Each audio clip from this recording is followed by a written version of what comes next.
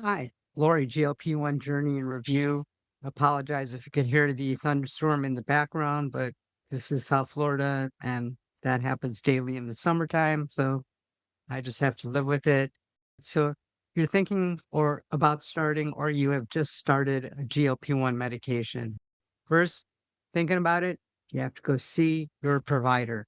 And that could be a little difficult because a lot of providers don't know too much about GLP-1 medication. And sometimes you have to educate them.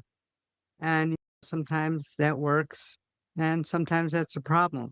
If you're finding this a problem, you may want to visit a telehealth company or somebody that specializes in obesity management or weight loss or something along those lines. So, either way, you need to get them to give you the prescription. Now, between you and them, you have to decide whether you want semaglutide or tirzepatide. Now, quick review, tirzepatide is GLP-1 plus a GIP. So it works a little bit more on your brain along with secreting an enzyme that makes your pancreas give you a little more insulin to even out those sugar spikes, and semaglutide, which is just a GLP-1, which basically does the same thing along with, they both slow down your digestive system and stomach emptying so that you feel fuller, longer, and quicker. So that's between you and your doctor which one you want to use. They say on the studies that the tirzepatide is a little bit more effective and has a little bit less side effects. But I know plenty of people that don't have any problem with the semaglutide and have lost a lot of weight. One thing that you can consider is if your insurance is going to cover it.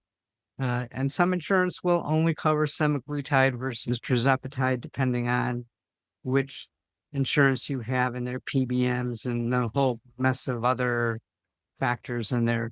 So again, see if they would cover any of them, because that could be your choice right there. Because this medication ain't cheap, and if it's not covered, you could either go with Eli Direct or Novo Nordisk Care, and your healthcare provider could send a prescription directly to them. Again, they're a little bit more money. They range between $199 for the first month and $500 for every month after that. And you have to order every so often or they will raise the prices. I don't make the rules, I'm just telling you how it is.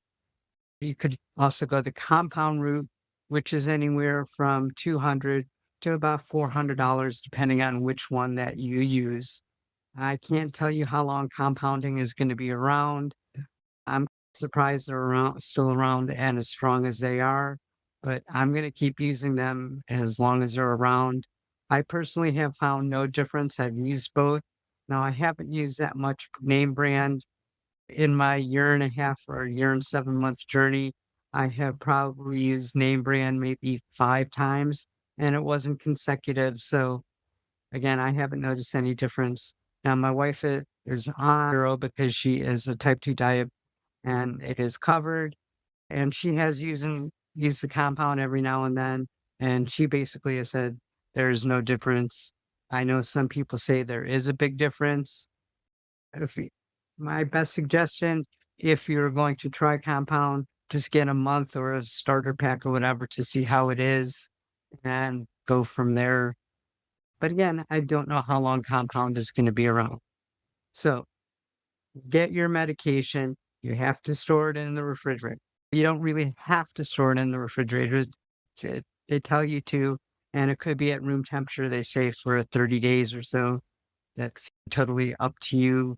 I know that I have accidentally kept it out a little bit longer and used it, and think it's a pretty stable medication. And again, if it was only 99% effective, I was okay with that. It only happened once. So, again, try to follow the rules. Now, you're supposed to inject this medication. There's 3 spots that it is approved for. It's around the belly button, about 2 inches or so, the back of the arm, and the thigh. Ideally, you want to do it the same day every week and about the same time. Now, if you're just starting or if you're new at doing medication, you may want to have some supplies in case you have side effects. For example, you may want to have some diarrhea medication. You may want to have some like Pepto-Bismol or Tums type of thing because some people will get some acid reflux. Diarrhea is a very common one. Constipation, so you may want to have something like Miralax, Dieter's tea, it all works. As far as nausea, I haven't had any. You could ask your provider if they could prescribe you something if you have it. Now, for me, I don't even know if it really was nausea, but I just took a couple sips of my electrolytes and was fine.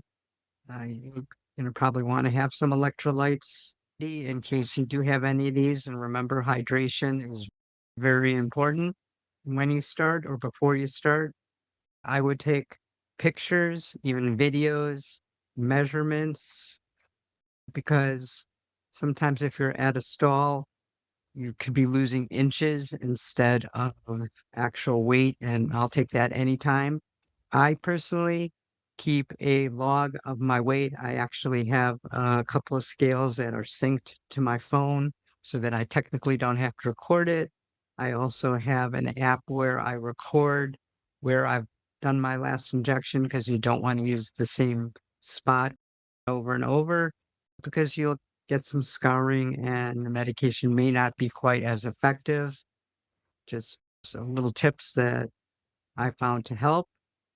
And like I said, just be prepared, read up on the medication, study it, keep lots of notes because, like I said, a lot of this stuff, if you do have some nausea, you may be able to say, oh, maybe I shouldn't have had that fried chicken before my shot or the first night of my shot.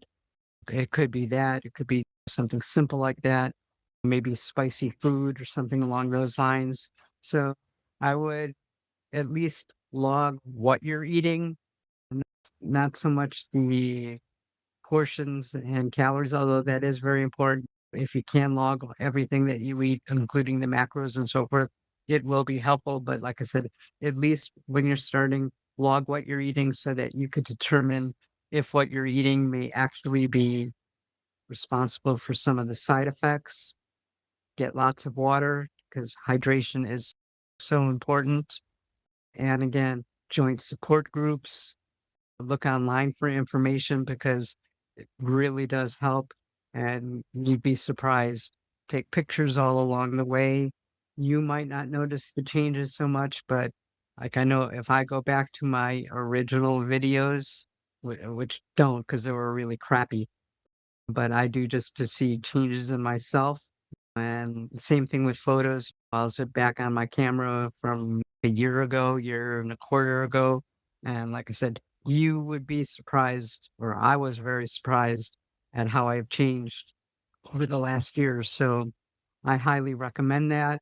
If you've had any side effects or any tips, please put that in the comments. I'd appreciate hearing about it. That's my quick little advice for newbies or people about to start it.